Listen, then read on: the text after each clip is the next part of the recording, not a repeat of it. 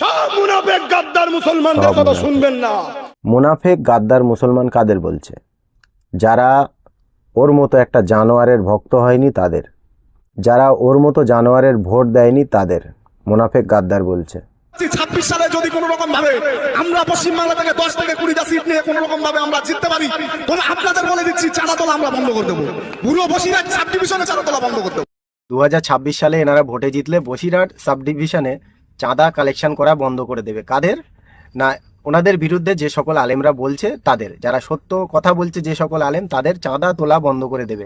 বন্ধুরা, আমি কোনোদিন আমার ভিডিওতে গালাগালি করিনি, কিন্তু এই ধরনের কথা শোনার পরে আমার মুখ থেকে একটাই কথা বার হয়, খয়াকার মোদ্দা নয় কিরকির।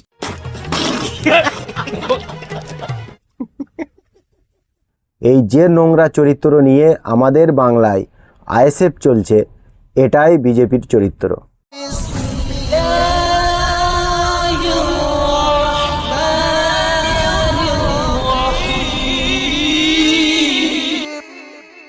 সব মুনাফিক গাদ্দার মুসলমানদের কথা শুনবেন না।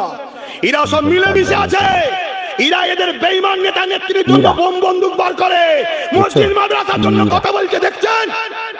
মসজিদ মাদ্রাসা নিয়ে কথা বলছে, দেখছেন? আরে শালা জাহিল, তোর কতটা জ্ঞান আছে শরিয়াতকে নিয়ে?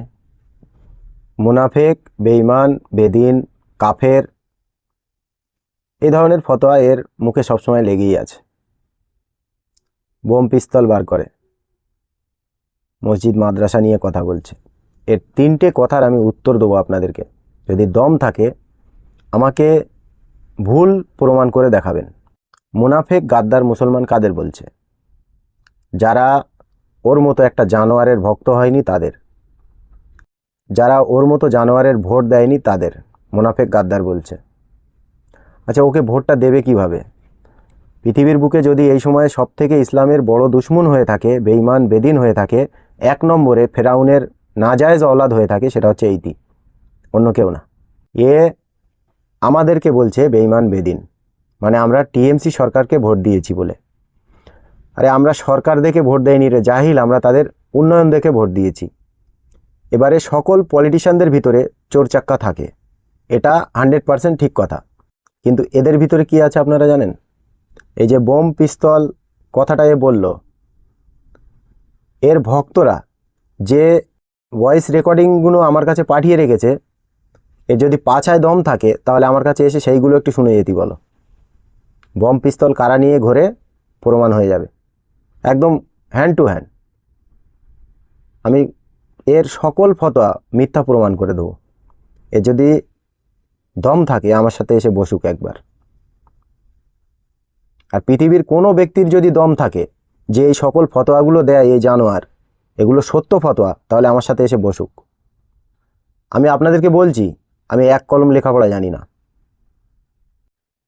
এ যদি দম থাকে আমার সাথে এসে বসুক। এর চরিত্রটা পুরো বিজেপির মতো। একে ভোট দিলে তুমি জান্নাতি, একে ভোট দিলে তুমি বেঈমানও নয়, কাফেরও নয়, তুমি বেদিনও নয়। এর পিছনে কুকুরের মতো ঘুরলে তুমি দাদা হুজুরের মুরিদ। আর এর এইসব ফালতু কথার বিরোধিতা করলে তুমি বেঈমান, বেদিন, কাফের এবং ফুরফুরা বিরোধী। ফুরফুরা বিরোধী কাকে বলে? এর মুখের ভাষাটা আপনারা শুনে দেখবেন ভালো করে। এ কি কোনো পীরজাদা নাকি অন্য কোনো জাদা? একটা পীরজাদার মুখের ভাষা কেমন হওয়া দরকার? এই রকম। আর এর যারা ভক্ত হয়েছে তাদের মুখের ভাষা আমি শোনাবো আপনাদেরকে, কান ফেটে রক্ত বার হবে। যে ধরনের গালাগালিগুলো এর ভক্তরা আমার ভিডিওর কমেন্ট বক্সে গিয়ে দেয়, আর আমার ফেসবুকে যে ভয়েস রেকর্ডিংগুলো এর ভক্তরা পাঠিয়ে রেখেছে, যদি একেই শোনায় তাহলে এর মনে হবে যে সেই সকল ভক্ত এরই নাজায়েজ औलाद। আর এই ধরনের ফতোয়া দেয়। সারা বাংলার ভালো ভালো মানুষ, ভালো ভালো আলেম সব বেঈমান, বেদিন, কাফের, এ একলাই ভালো। আর এই যে লাস্টে যে কথাটা বললো, এ মসজিদ মাদ্রাসা নিয়ে বলছে, দেখেছেন? এর ভক্তরা মসজিদ মাদ্রাসা নিয়ে কি করছে আমার সাথে এসে একবার দেখেন, সামনাসামনি প্রমাণ দেবো। যদি বাপের বেটা হয়ে থাকেন তাহলে আসেন। মসজিদ আর মাদ্রাসা নিয়ে তারা কি করছে? মসজিদ আমরা কিসের জন্য বানাই? মসজিদ কি পলিটিক্সের জন্য বানাই? নাকি মসজিদ আর মাদ্রাসা আইএসএফের পার্টি অফিস হয়েছে এখন?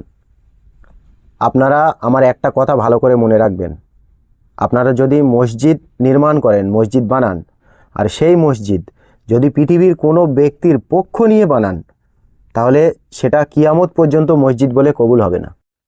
আর এর যারা অন্ধ ভক্ত জাহিলগুলো আছে, তারা এর পক্ষ নিয়ে মসজিদ বানায়, মাদ্রাসা বানায়।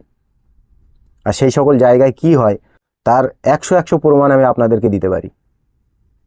মসজিদ মানে আইএসএফের পার্টি অফিস, মাদ্রাসা মানে আইএসএফের পার্টি অফিস। চালাকি চলছে নাকি পৃথিবীর বুকে? শরিয়তটাকে কোথায় নিয়ে যেতে চায় এরা? এই জাহেলের এই জ্ঞানটুকুও নেই। কিছুদিন আগে আমি একটা ভিডিও বানিয়েছিলাম, আপনারা আমার চ্যানেলে ভিডিওটা এখনও পেয়ে যাবেন।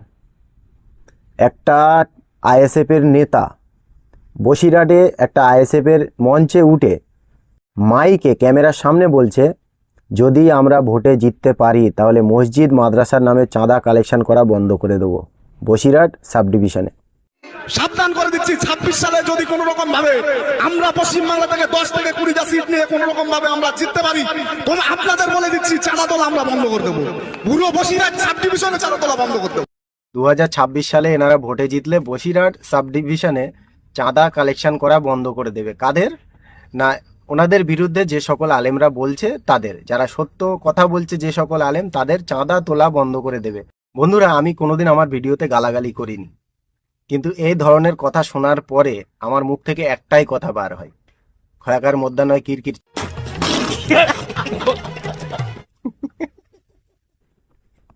এটাই হলো আইএসএফের আসল চরিত্র, আর এটাই বিজেপির চরিত্র, এটাই নরেন্দ্র মোদীর চরিত্র, এটাই আরএসএস এর চরিত্র।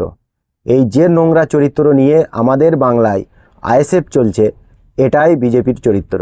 This channel's content is strictly for educational purposes and does not endorse or promote any violent, harmful, or illegal activity.